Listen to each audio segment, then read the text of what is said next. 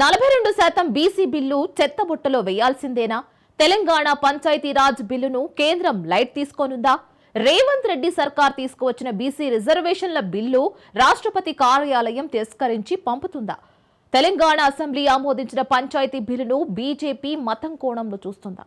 ఇంతకీ కేంద్రంలోని అధికార పార్టీ వ్యక్తం చేస్తున్న అనుమానాలు, అభిప్రాయాలు నిజమైతే బిల్లుకు చట్టబద్ధత లేకుండా పోతుందా?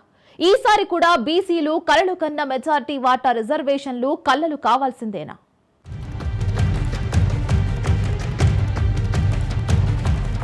తెలంగాణలో స్థానిక సంస్థల ఎన్నికలు న్యాయస్థానం గడువు విధించిన సెప్టెంబర్ 30 లోపు పూర్తవుతాయా? 42% బీసీ రిజర్వేషన్లతోనే ఎన్నికలు జరుగుతాయా అనే సస్పెన్స్ స్థానికంలో పోటీ కోసం ఎదురుచూస్తున్న ఆశావహుల్లో కొనసాగుతోంది. అయితే స్థానిక సమరంలో బీసీ రిజర్వేషన్ల కోసం రేవంత్ రెడ్డి సర్కార్ ఫాలో అయిన ప్రొసీజర్ ఏది కూడా కేంద్రం ముందు నిలవదు అనేది BJP MP advocate Raghunandan Rao law point లేవనెత్తుతున్నారు. లీగల్ ఇష్యూస్ రైజ్ చేస్తూ ఆయన వ్యక్తం చేసిన అభిప్రాయాలు ఇప్పుడు రాజకీయ నాయకులను, బీసీ మేధావుల్ని ఆలోచనలో పడేశాయి. అంబేద్కర్ రాసిన రాజ్యాంగంలో మత ప్రాతిపదికన రిజర్వేషన్లకు చోటు లేదని, రేవంత్ రెడ్డి సర్కార్ తీసుకొచ్చిన బీసీ బిల్లును కేంద్రం ఆమోదించబోదని మెదక్ ఎంపీ స్పష్టం చేస్తున్నారు. తెలిసి తమ రాష్ట్రం నుంచి ప్రాతినిధ్యం వహిస్తున్న కేంద్ర మంత్రులు కిషన్ రెడ్డి, బండి సంజయ్ ఈ విషయంలో రేవంత్ సర్కార్ను సమర్థించబోరని వారి తరఫు లాయర్ సాబ్ వకాల్తా పుచ్చుకున్నారు. బీసీ జనాభా లెక్కలో ముస్లింస్ను ప్రత్యేకంగా ఎలా చూపిస్తారని BJP MP Raghunandan Rao media ముందు రేవంత్ రెడ్డిని క్రాస్ ఎగ్జామ్ చేస్తున్నారు. మతపరమైనటువంటి రిజర్వేషన్లను అంగీకరించమని రాజ్యాంగం చెప్పిందా? మీరు 10% మైనార్టీలకు కలిపినటువంటి రిజర్వేషన్లను కూడా బీసీలలో కలిపేసి 42% బీసీలు ఉన్నారని చెప్తారు. మీరు చెప్పిన లెక్క ప్రకారం 56% బీసీలు ఉంటారు.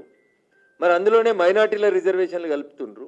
గౌరవ ప్రధానమంత్రి గారు అమిత్ షా గారు చాలా స్పష్టంగా చెప్పిండ్రు, మేము భారత రాజ్యాంగాన్ని విశ్వసిస్తాం, డాక్టర్ బిఆర్ అంబేద్కర్ గారు రాసినటువంటి రాజ్యాంగాన్ని అమలు చేస్తాం, దాంట్లో మతపరమైనటువంటి రిజర్వేషన్లకు చోటు లేదు. కాబట్టి తెలంగాణ ప్రభుత్వానికి నిజంగా బీసీలకు రిజర్వేషన్లు అమలు చేయాలనే చిత్తశుద్ధి ఉంటే 10% మైనార్టీలకు కేటాయించినటువంటి ఆ మతపరమైనటువంటి రిజర్వేషన్లను తొలగించి మళ్ళీ ఫ్రెష్గా బీసీ బిల్లుని అసెంబ్లీలో ఆమోదించి పంపిస్తే మా గౌరవ కేంద్ర మంత్రులు కూడా కొట్లాడి బీసీలకు రావాల్సినటువంటి రిజర్వేషన్ బిల్లుని ఆమోదింపజేస్తారు.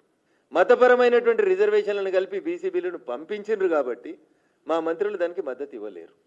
This is the stand of Bharatiya Janata party starting from Kashmir to Kanyakumari. బీసీల వాటా తేల్చమంటే ముస్లిం రిజర్వేషన్లు తెచ్చినట్లు వారి లెక్కలు ఇందులో ఎందుకు కలుపుతారు అనేది రఘునందన్ రావు ప్రశ్న.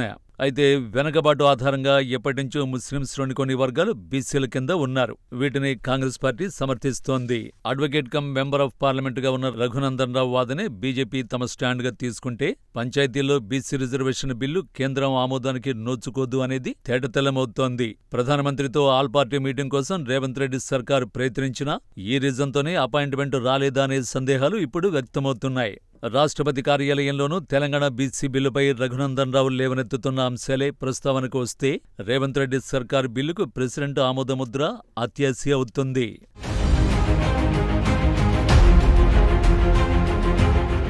తెలంగాణ హైకోర్టు చెప్పినట్లు 90 రోజుల్లో ఎన్నికలు సాధ్యమా అనేది ఇప్పుడు బిగ్ క్వశ్చన్. రాష్ట్రపతి నిర్ణయం తెలంగాణ సర్కారుకు వ్యతిరేకంగా వస్తే బీసీ బిల్లుకు చట్టబద్ధత లేనట్లే. చట్టం లేకుండా ఎన్నికలు నిర్వహించడం, రిజర్వేషన్లు ప్రకటించడం మరింత గందరగోళానికి దారితీస్తుంది. రాష్ట్రపతి నిర్ణయం వచ్చేలాగా అసెంబ్లీ ఆమోదించిన బిల్లు ప్రకారం జీవో ఇవ్వడం సాధ్యమా అనేది కూడా ఇప్పుడు అందరి మధ్యలో మెదులుతున్న ప్రశ్నే. ఏ ప్రాతిపదికన రేవంత్ రెడ్డి సర్కారు ఎన్నికలకు వెళ్తుంది, రిజర్వేషన్ల శాతం ఎవరికెంత అనేది ఎలా నిర్ణయిస్తుంది అనేది మంత్రులకు, ఎమ్మెల్యేలకు అంతుబట్టడం లేదని of the record talk. High court చెప్పినట్లు ఎన్నికలకు వెళ్లడమా, లేదంటే డివిజన్ బెంచ్కు అప్పీలుకు వెళ్లడమా, లేదంటే సుప్రీంను ఆశ్రయించడమా అనేది కొన్ని రోజుల్లో రేవంత్ రెడ్డి సర్కారుకు క్లారిటీ వస్తుందని నిపుణులు అభిప్రాయపడుతున్నారు. పంచాయతీ ఎన్నికలు హైకోర్టు ఆదేశాల మేరకు కాకుండా రాజకీయ ప్రయోజనాల ప్రకారమే ఉంటాయనేది పొలిటికల్ ఒపీనియన్. ఈ లెక్కన BJP MP Raghunandan Rao Telangana Panchayati Raj bill మత కోణంతో ముడిపడటంతో చెల్లదని చెబుతూ ఉండడం రాజకీయ వివాదానికి, న్యాయ వివాదానికి దారితీసే అవకాశం లేకపోలేదు.